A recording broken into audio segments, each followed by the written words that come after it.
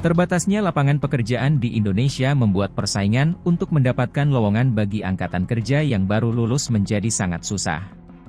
Faktor keterampilan akhirnya menjadi penentu persaingan untuk mendapatkan lowongan yang tersedia.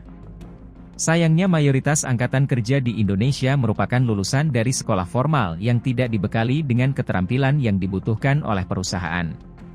Meski demikian, ternyata ada beberapa sekolah di Indonesia yang lulusannya 100% langsung terserap di perusahaan-perusahaan.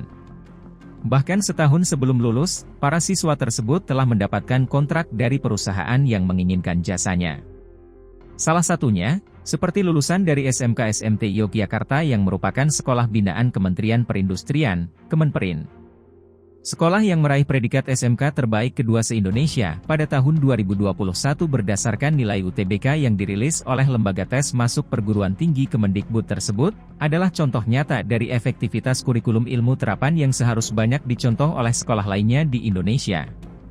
SMK SMT Yogyakarta memiliki 3 kompetensi keahlian yang bisa dipilih pendaftar, yakni kimia analisis, kimia industri, dan teknik mekatronika.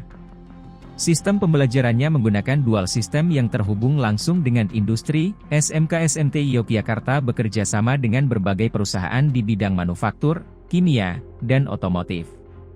Menghadapi era industri 4.0, SMK SMT Yogyakarta juga menyiapkan para muridnya untuk terbuka dengan perubahan teknologi dan beradaptasi agar bisa bersaing di dunia kerja setelah lulus nanti. Penyelesaian sistem teknologi informasi sekolah yang terintegrasi dalam satu sistem kian penting saat ini.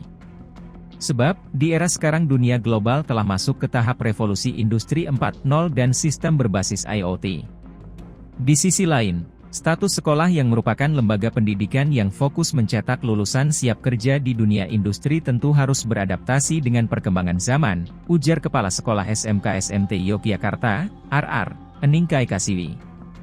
Di sekolah tersebut, telah terdapat mata pelajaran yang bernama Pengenalan Industri 4.0, yang didukung dengan modul-modul Industri 4.0.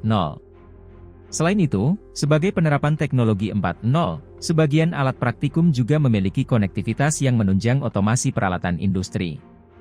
Selain itu, SMK SMT Yogyakarta juga memiliki Teaching Factory, TEFA, yakni sistem pembelajaran dengan alat dan fasilitas seperti yang digunakan oleh industri saat ini, sehingga siswa sudah terbiasa dan langsung siap bekerja setelah lulus.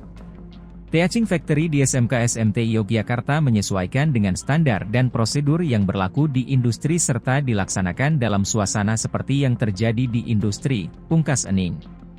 Menteri Perindustrian, Kemenperin, Agus Gumiwang Kartasasmita sendiri mengatakan, penyediaan SDM industri saat ini masih menemukan banyak kendala. Pasalnya, tidak sesuainya antara supli dari dunia pendidikan dengan demand dari pasar kerja industri masih perlu penjelasan. Dari data yang ada, per Februari 2023, jumlah tenaga kerja industri non-migas sebanyak 18.775.446 orang. Dari jumlah tersebut, sebanyak 5,22% bekerja di industri makanan, 2,71% di industri pakaian jadi, 1,69% di industri kayu, barang dari kayu dan gabus dan barang anyaman dari bambu, rotan, dan sejenisnya, 1,11% dari industri tekstil, serta 0,96% dari industri kulit, barang dari kulit dan alas kaki. Halo, selamat berjumpa dengan saya Anika, pembaca berita podcastnews.id. Saksikan terus konten-konten menarik dari kami. Jangan lupa subscribe, like, dan komen. Terima kasih.